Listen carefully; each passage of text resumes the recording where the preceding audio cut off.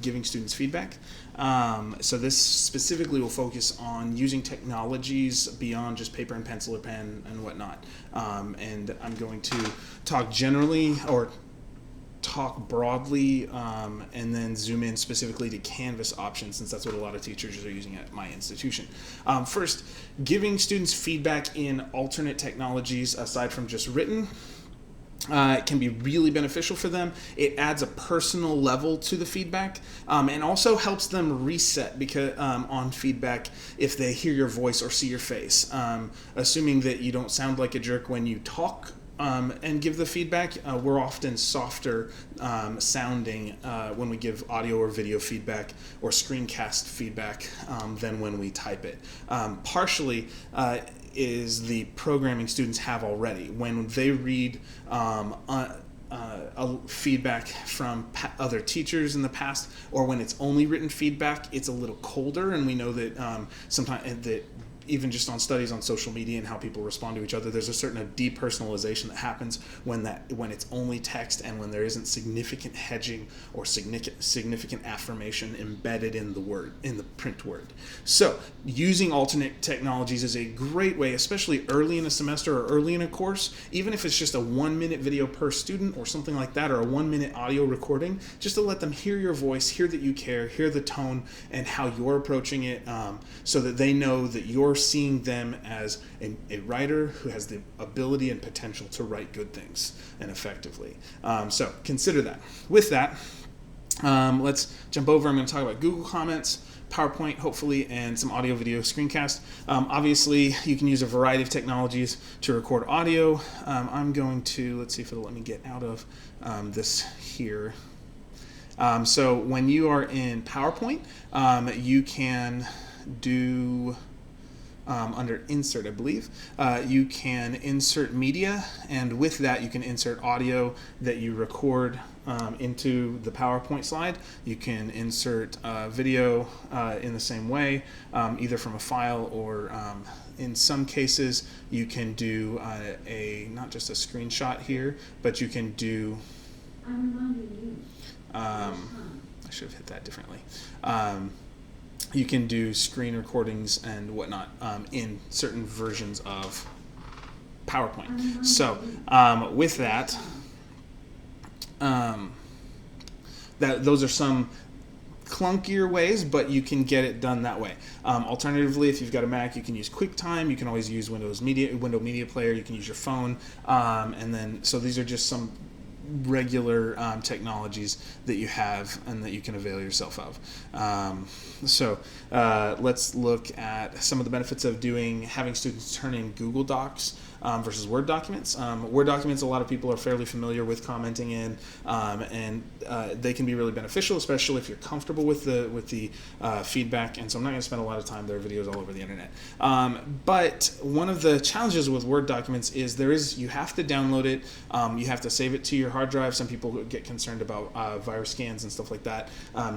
If you're opening up your computer to that sort of thing, especially if you're dealing with 100 students a semester using whatever devices they have access to. Some people don't want to do that. But if you are using Canvas, for sure, you can have students use a Google Doc, and you can suggest or comment directly into it if they open share settings, and so that's going to be one of the important things. So I've just got one of my own projects from a couple years ago, my dissertation prospectus draft, and I was just looking at it the other day. So one thing to remember is if you're going to have students do things in Google Drive, it can help them to really think through. If you talk them through, create a folder for the class, English 101, English 102, whatever level of English or whatever course you're writing, because you may not have them do this. And but one thing to make sure of is make sure that they've changed the share settings so that it's not, so that it doesn't say, if you're in Maricopa, it doesn't say just Maricopa can do, because that actually doesn't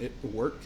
So you want them to go in and change this to, I usually say just anyone with link, and they can change it and give that person or you the ability to comment or the ability to edit in line. And both of those things can be meaningful if you're the teacher, but decide what level of comfort you have with it. So don't forget share settings if you're going to have them do this, but it does become very easy to click the suggesting function and just go to town. It'll color it differently. If I'm in suggesting mode, it'll give it this green tone, and it'll create the bubble on the side. I can give a comment. So that's actually a fairly smooth thing if you're not even using Canvas like we are, and you just want. I know people who do all their stuff in Google, so you're welcome to do that.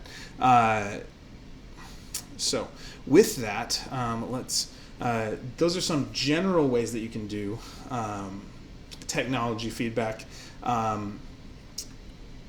So let's move on there. You can also use WebEx to do screencasts. You can also do a variety of other technologies, Zoom, Screencast-O-Matic, those sorts of things. But let's talk about how to do some of these things in Canvas. So I'll show you a discussion forum. There's some quick, you can either just give it, you can actually set the discussion forum to give a thumbs up so that they see that you read it, or you can encourage students to thumbs up each other, and that can be fun, or you can just give a brief paragraph. You can do it inline in the assignment. I'll show you how to do those sorts of comments, and then I'll show you how I'll point to the audio and video functions in Canvas. So let's look at that. First, let's see. So this is a discussion forum I have with students, and I've made it so that liking is allowed not just by instructors or graders. So I can just hit the thumbs up. I can hit reply. The fun thing about replying in this mode is that you actually you can get a full HTML. You can embed images, GIFs. You can just have fun with it. You don't have to, but you can, and that's kind of a neat thing.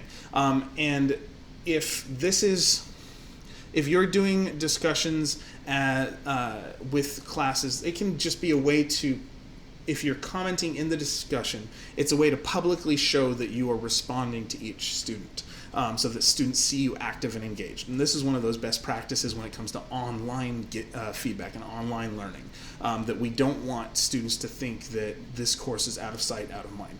So I can just do a quick sentence. I really liked when you said this on your second question, or something like that. Or I can give a much more substantial piece of feedback, as much as I want to give, as much time as I want to give. Alternatively, in Canvas, I can also go into the assignment for the same thing. If I've got a discussion board that's set up as an assignment, that actually, I'm going to take my video off here. If I've got a discussion board that's set up as an assignment, I can comment over here in the SpeedGrader assignment comments section.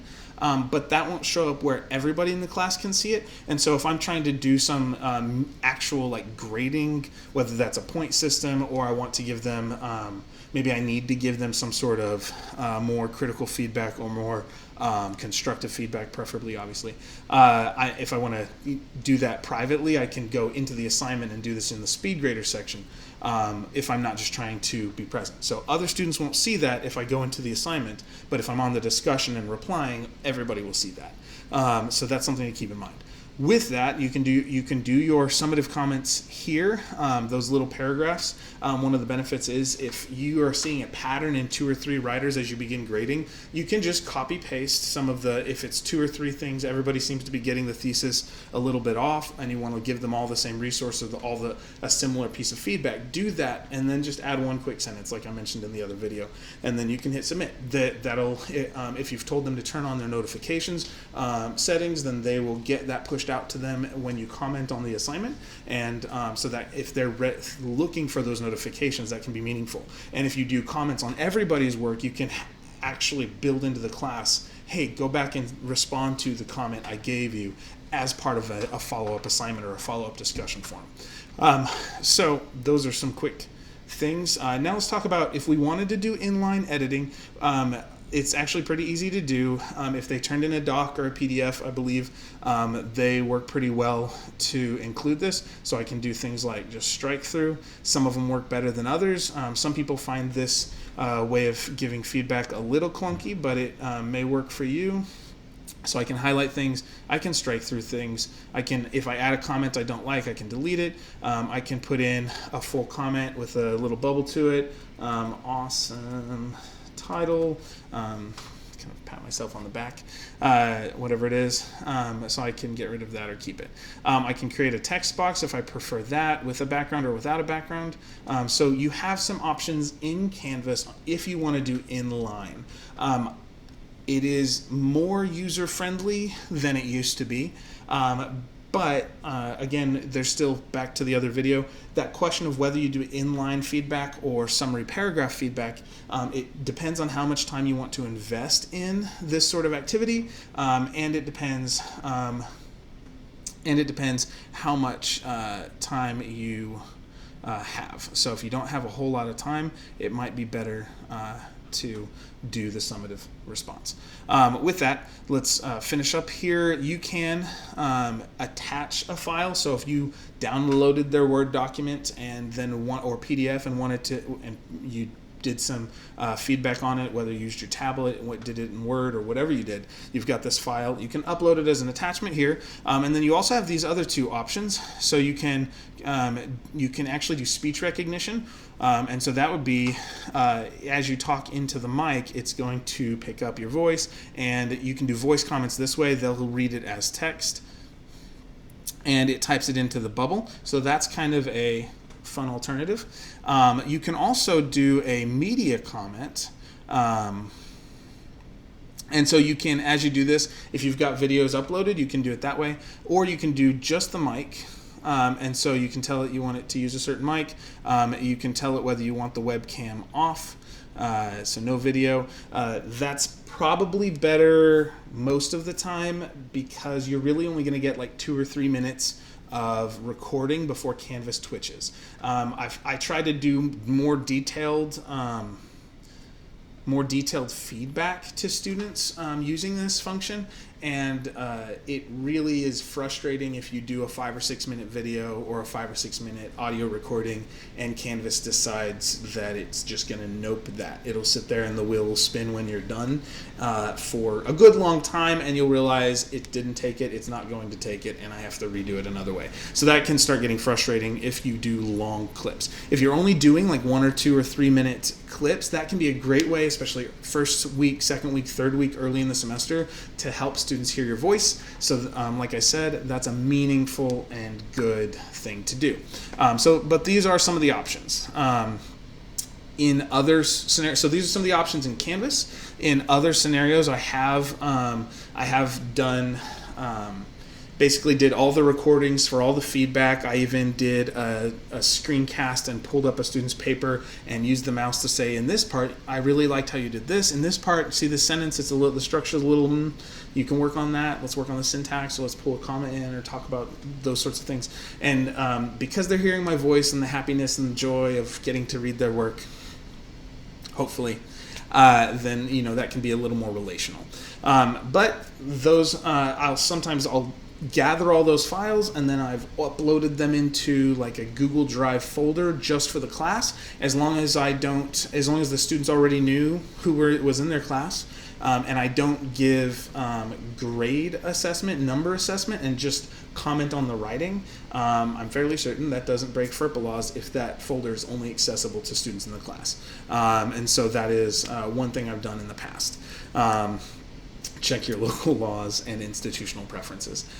With that, we'll call that good. Hopefully this has been helpful in introducing ways to give feedback, options for giving feedback, both in the traditional sense, the basics of like here are best practices and how I approach students, and in dealing with technology and and the variety of options. You may have tons of other technologies you like to use. Feel free to let me know, and if you're looking at this on YouTube, you can toss those in as ideas for other people as well at the bottom. Thanks. Have a good day.